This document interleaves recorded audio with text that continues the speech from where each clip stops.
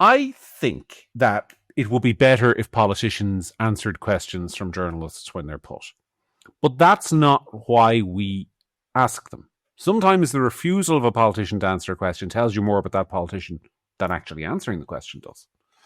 And my view on this is, I don't think Gript is, I obviously think Gript as an institution is important. I think we do good work, otherwise I wouldn't be doing this job. But I don't think we are the story. What we do here is we try to put questions on behalf of our viewers and our readers and people who engage with our content. Ben is not there to represent Gript when he's holding that microphone. He's employed by Gript to be there. But he's actually there to represent the people who get their news from us.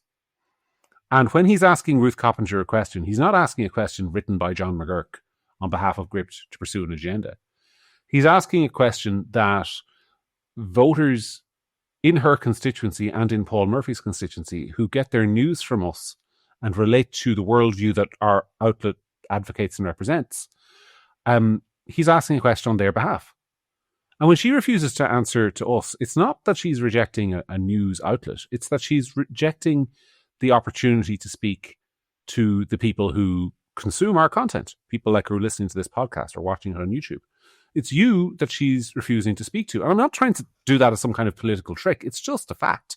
If we have no viewers or no listeners, we're completely irrelevant.